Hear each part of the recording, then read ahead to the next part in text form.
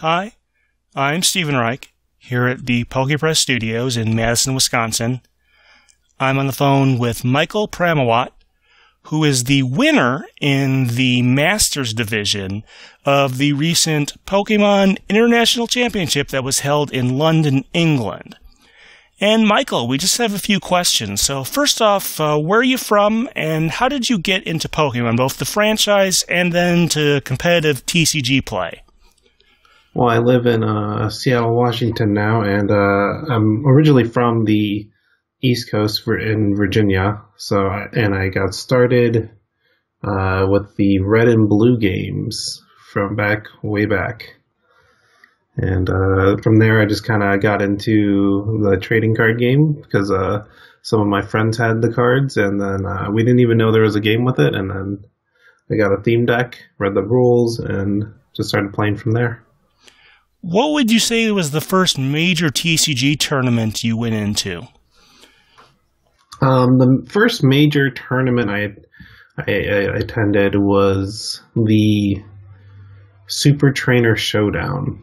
This was back when Wizards of the Coast had the license for the trading card game. And it was basically the equivalent of I think the closest equivalent now would be a regionals. Yeah. In terms of level, but in terms of prestige, it was basically like a nationals. Yeah, the Super Trainer Showdown, that was sort of like the initial sort of big events they had before Wizards ran their single worlds. They had the Super Trainer Showdown, there was like an East Coast and a West Coast event each year for a couple years. And they would have qualifying events and bring people out there. Organized play was very different back then than it is now.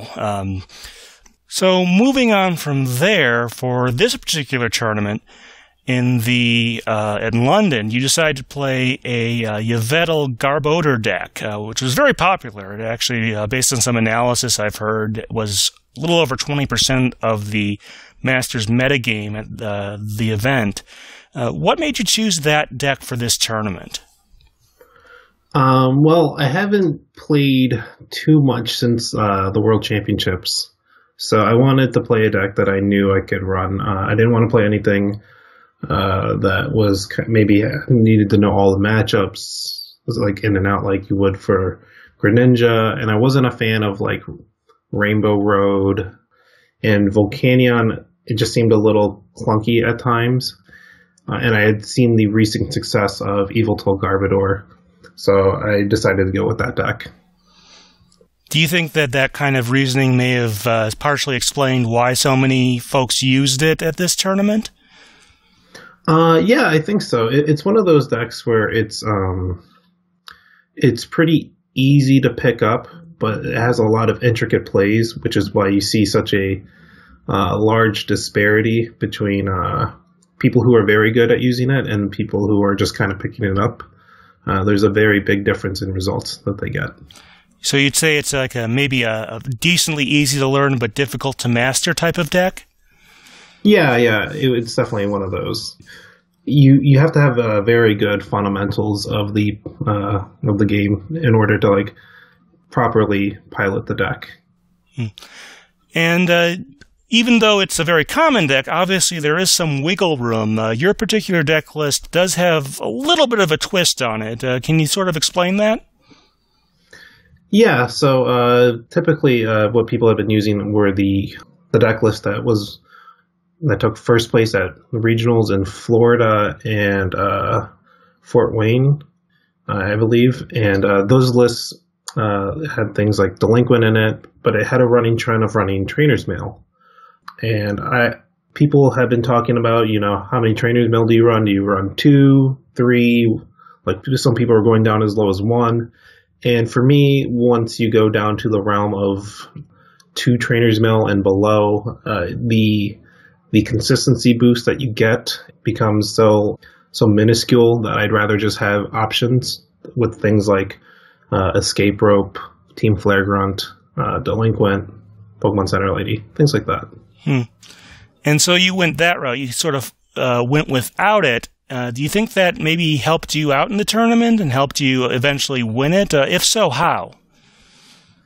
Yeah, so it definitely helped me win because what the cards I put in instead of Trainer's Mail was cards that let me have advantages in certain matchups. For example, Escape Rope was very good versus Greninja. If they put down a Bursting Balloon, you can get around it with Escape Rope.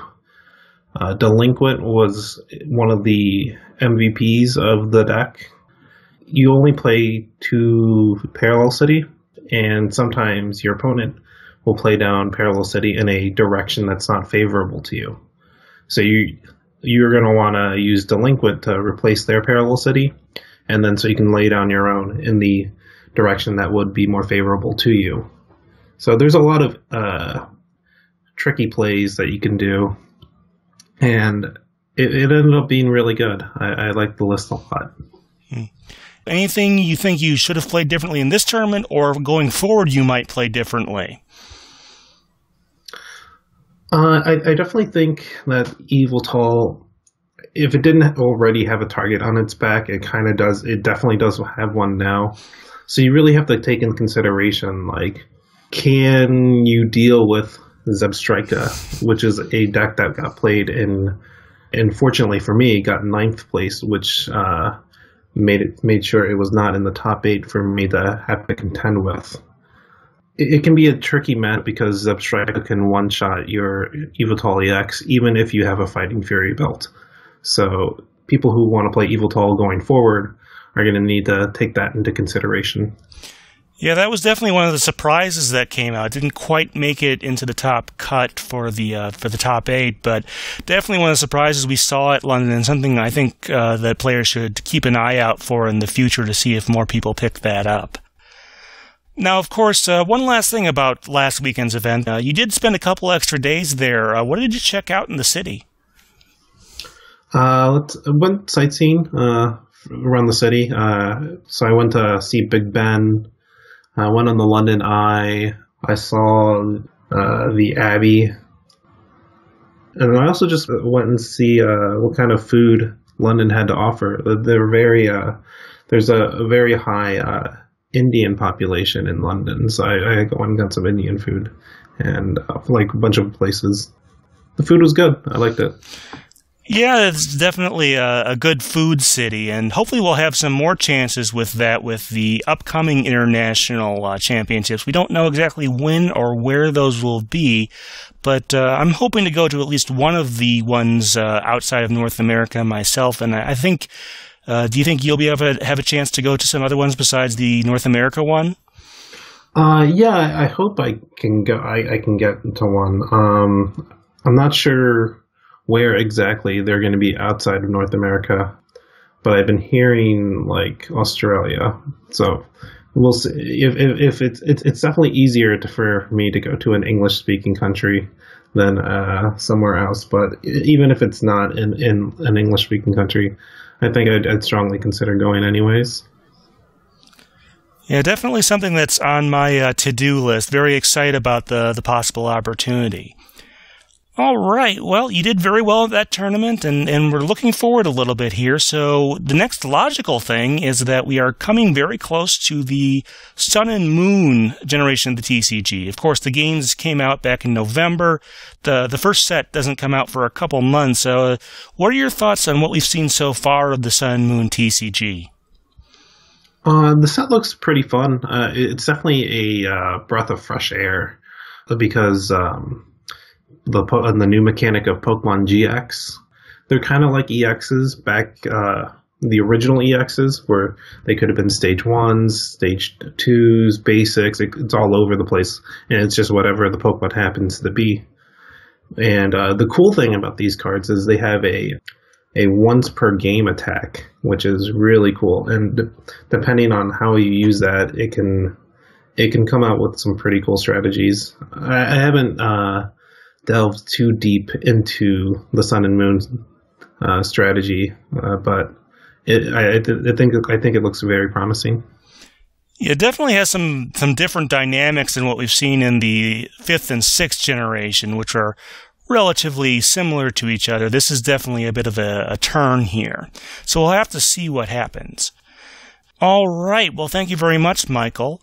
This has been Stephen Reich from the pokepress studios in Madison, Wisconsin, on the phone with Michael, the winner in the Masters division of the TCG competition at the recent London Pokemon International Championship.